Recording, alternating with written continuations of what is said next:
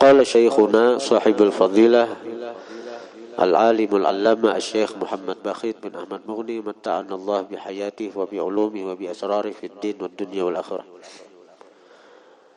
Berkata Hujjatul Islam Abi Hamid Muhammad bin Muhammad Al-Ghazali, telah kami sebutkan bahwa taubat itu adalah suatu ibarat dari penyesalan yang menimbulkan cita-cita, dan penyesalan itu ditimbulkan oleh pengetahuan dan pengertian bahwa perbuatan maksiat itu menjadi penghalang dia dengan yang paling dicintainya.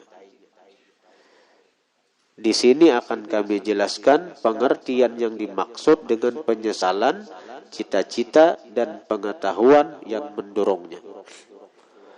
Bermula penyesalan itu ialah perasaan sakit hati ketika ia mengetahui hilangnya sesuatu yang dicintainya. Dan tandanya ialah adanya keluhan dan kesusahan yang diiringi dengan tetesan air mata akibat dari menangis dan merenung. Barang siapa merasakan siksaan yang akan turun menimpa anaknya, misalnya nih, barang siapa merasakan siksaan yang akan turun menimpa anaknya, orang yang dicintainya, niscaya lamalah atasnya bencananya dan tangisnya. Dan siapakah yang paling dicintainya selain dirinya? Dan mana siksaan yang paling berat selain neraka? Dan mana sesuatu yang paling menyebabkan datangnya siksa selain maksiat? Dan siapa yang paling benar kabarnya selain Rasulullah sallallahu alaihi wasallam? Nah, ini Imam Ghazali merincikan tentang taubat yang dikatakan oleh Nabi an-nadam. At-taubatu an-nadam. Taubat itu menyesal. Jadi ujar Imam Ghazali, penyesalan itu timbul dari pengetahuan. Kenapa? Pengetahuan tentang apa? Bahwa perbuatan aku gawe ini nih akan menjadi penghalang aku dari sesuatu yang kucintai, dari sesuatu yang paling kusayangi. Perbuatan aku gawe ini nih akan mengakibatkan sesuatu yang paling kucintai itu dapat mudarat, tersakiti. Kita misalnya, contoh, kita sayang lawan anak, lalu kita minum banyu panas di higa anak kita. Kemudian banyu itu terbalik karena anak kita, maka anak kita ini sayang badar kita lawan inya nih. Terbalik banyu panas nang kita ulah tadi, nang banyu harnya anjir menggurak tadi. Kayak apa penyesalan kita di hati nih? Kayak apa penyesalan kita di hati? Kita nih mau menjarang banyu, kita andak di bawah, kada ingat mandak ke atas. Lalu anak kita ini ngarandak-anakan hanya bisa betingkahong misalnya diparakinya nang wadah banyu panas tadi. Tabalik karena awaknya sebukuan, melepuh, luyuh aja kita. Kayak apa menyesalnya kita nih? Karena kita kurang hati-hati, banyu nang panas menggurak tadi kada kita letakkan di tempat nang tinggi, nang kada terjangkau oleh anak kita, malahan karena kita tergesa-gesa, balakas-lakas, kita andak di bawah, lalu kena oleh anak kita. Akibatnya apa? Anak kita luyuh sabukuan awak. Menyesalnya tuh kada kisah. Menyesalnya tuh kada kisah. Kada kisah hati ini liwar menyesalnya, ragawin itu. Nah, kita sayang lawan anak tuh sebenarnya apa? Sebenarnya kita sayang lawan anak, sebenarnya kita sayang lawan diri kita. Nang paling kita cinta itu diri kita. Nang paling kita sayang itu diri kita sebenarnya. Diri kita. Kita sayang kepada bini, kepada anak, kepada harta, semuaan karena kembali manfaat kepada diri kita. Itu sebenarnya. Kita sayang anak, sebenarnya sayang lawan diri. Karena dengan anak ada kita terhibur, kita rami. Kita sayang lawan bini, Sebenarnya sayang lawan diri. Karena dan adanya istri, adanya bini, kita terlayani. Bini sayang lawan laki, sebenarnya sayang lawan diri. Karena dan adanya laki, dapat nafkah, baik zahir maupun batin. Guru sayang lawan murid. Sebenarnya guru itu sayang lawan diri. Karena dengan adanya murid, guru terbantu. Majelis nyaman, besi simpon. Ada nambah khidmat, berkhadam. Murid sayang lawan guru, sebenarnya sayang lawan diri sebenarnya. Dengan berkat guru, aku dapat ilmu. Berkat guru, murah rezeki misalnya, beberapa guru, nyaman. Sayang lawan diri. Jadi sebenarnya kita ini yang paling kita sayang itu diri kita. Paling kita sayang itu diri kita. Nang kade sayang lawan diri itu ketika mencintai seseorang tuh nalah. Nang kade sayang lawan diri itu Rasulullahnya. Rasulullah itu bila sayang, Sidin sayang lawan umat, bukan karena manfaat nang kembali kepada Sidin. Sehingga dikatakan Rasulullah itu lebih sayang kepada umat daripada sayangnya kuitannya kepada anak. Udah sebujur nih. Karena kalau kuitan lawan anak sayang karena ada manfaat yang kembali kepada kuitan. Kalau Rasulullah sayang kepada umat bukan karena sesuatu yang kembali lawan sidin, bukan karena ada manfaat yang kembali lawan sidin. Kita bersalawat lawan sidin. Sehingga ada perlu salawat kita. Karena sudah Allah bersalawat lawan sidin, apalagi perlunya salat hamba lawan sidin. Mun Allah Ta'ala sudah bersalawat lawan sidin, apa perlunya salat hamba lawan sidin. Tapi kenapa kita disuruh bersalawat? Karena ada manfaat yang kembali kepada kita. Kita bersalawat sekali, balasannya dapat rahmat Allah 10 kali. Kita bersalawat sekali, balasannya dapat syafaat sidin, pertolongan sidin kena hari kiamat. Jadi kada ada sedikit pun Rasulullah itu mengambil manfaat dari salawat kita sebenarnya. Rasulullah kada perlu. Karena itu sidin sayang lawan kita, kada ada manfaat apa-apa yang kembali lawan sidin. Nah, jadi kita nang ini nang paling kita sayangi adalah diri kita.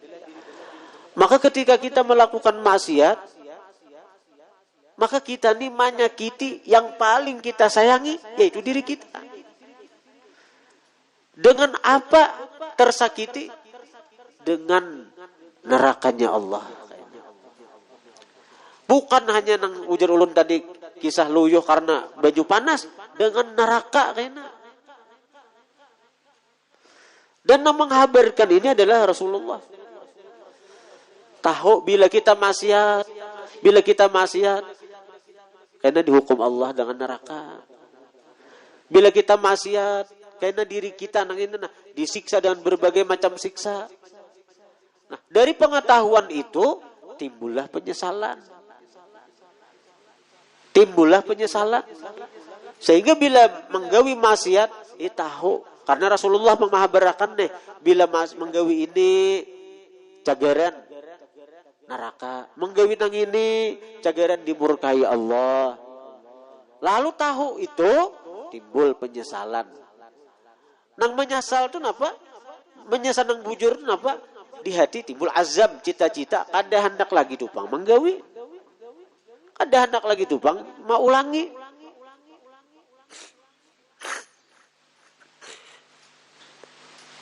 Orang tagawi riba, hutang di bank misalnya. Lalu tahu hadis Nabi nih, ar-riba sab'una huba ahwanuha kawaqir rajuli ummah. Riba itu 70 tingkatan dosanya. Paling inting dosa riba nih, paling inting kawaqir rajuli ummah, seperti berzinanya seseorang dengan ibunya.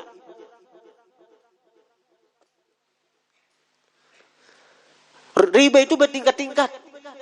Makin banyak menggawi riba, makin ganal dosanya. Paling inting, pian tuh berhutang nang bebungan itu 1.000 rupiah aja nah. Bunganya itu seperti berzina dengan ibu. Berzina dengan ibu kandung. Gitu. Ini tahun ini. Tagawi riba. Nah, apalagi? Pada menyesal. Bercabut babi. Dan lebih baik dihukum Tuhan di dunia daripada menghadang mati di akhirat. Harta habis, memang itu ancamannya Rina. Itu memang tanda Allah Ta'ala sayang di dunia. Harta dihabiskan. Sepeda motor, emas, galang misalnya, rumah. Karena memang itu sudah ancaman Tuhan. Yamhaqullahu riba, Allah akan menghapus riba. Bila kita tobat, jangan karena habis harta lalu ampih tobat, itu lain. Bila kita tobat dari situ artinya bukan karena habis harta lalu ampih menggawi riba, karena takutan ancaman Allah Ta'alanya. Karena takutan ancaman Allah. Jadi kalau orang-orang yang tagawi riba lalu dihukum Tuhan di dunia juga, nih, ya ujar ulun tadi, pikirakan nikmat Allah, pikirakan kasih sayang Allah. Jangan sedih harta habis, jangan sedih artinya perhiasan habis. Tanda Allah sayang lawan seorang gitu. Tanda Allah Ta'ala sayang. Dan Allah Ta'ala itu maha pemurah, maha pengasih. Bila Allah maha hukum kita di dunia, Allah kada jagaran maha hukum kita di akhirat.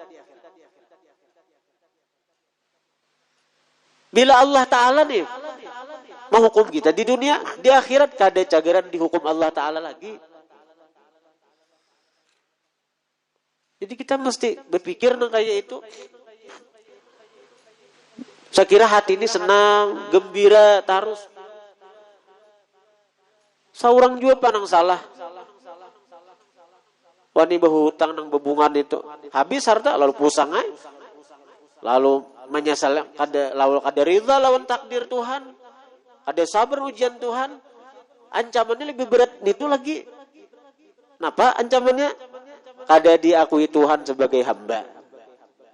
Kada diakui Tuhan sebagai hamba. Itu. Jadi kita dari pengetahuan tadi dulu, bila aku gawin nang ini nah, Rasulullah menyampaikan, lawan dia aku cagaran dilaknat Allah, dosanya seperti berzina lawan ibu kandung. Maka sudah tegawi. Lalu menyesal. Nah, penyesalan yang timbul dari apa? Dari ancaman Rasulullah tadi, itu dari pengetahuan dengan ancaman tadi, itu nang bujur tubat. Itu nang bujur tubat bukan karena bangkrutnya harta lalu tubat. Kayak orang juga hendak mencuntan, pas ditangkap polisi lalu jadi mencuntan, tubat jah lain itu. Orang hendak mencuntan misalnya, pas hujan hari kada jadi mencuntan, tubat itulah kada.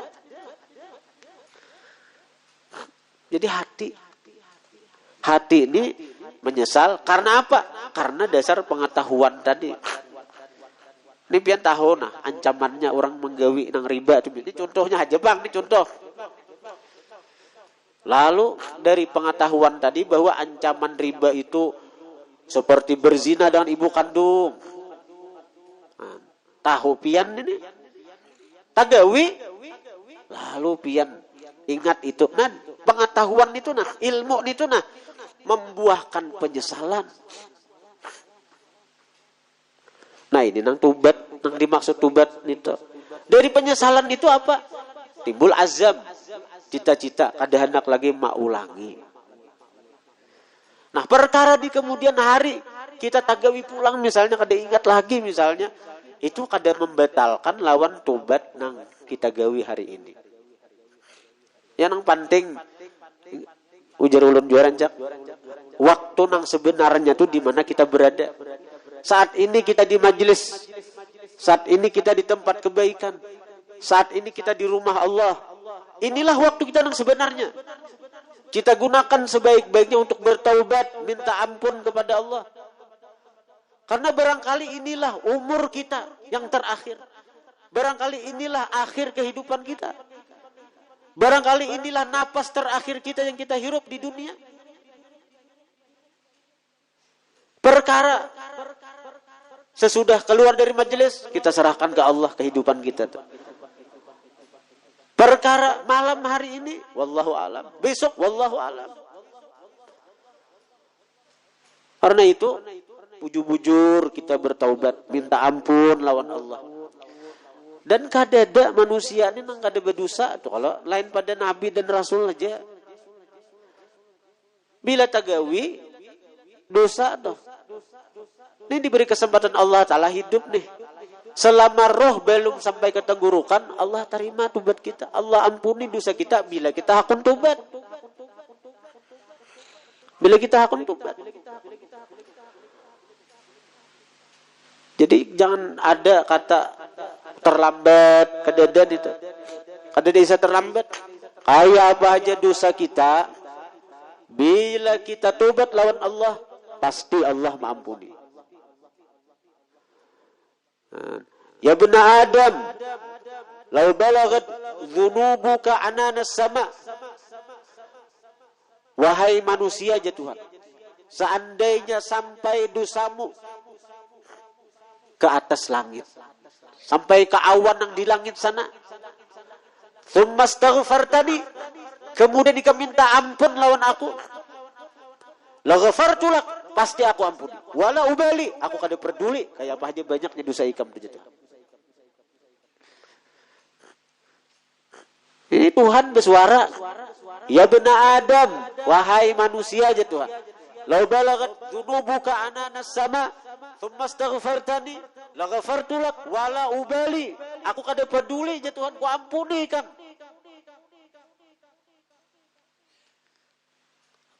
Asal kita mau tobat bujur-bujur. Kesalahan kita yang lalu-lalu itu jadikan pelajaran. Jangan diulangi lagi. Jangan diulangi, berusaha. Ada bila terulang juga, asal jangan ada niat mau ulangi, terulang, tobat lagi, terulang, tobat lagi. Dan kada akan merusak tobat kita yang sebelum-sebelumnya itu. Tapi amun di sini, di majelis ini tobat dari dosa yang kita gawi. Tapi sudah berniat, aku esok menggawi pulang, ada sah tobat kita. Mun berniat berdahulu kayak itu. Nah, jadi itu yang dimaksud dengan perkataan Imam Ghazali tadi. Hadirin hadirat yang dirahmati Allah. Mudah-mudahan Allah mengampuni kita, menerima taubat kita, memberikan taufik hidayah kepada kita untuk menggawi perkara-perkara yang diridhainya dan dicintainya, sehingga kita dimasukkan dalam golongan hamba-hamba yang dikasihinya. Amin amin ya rabbal alamin.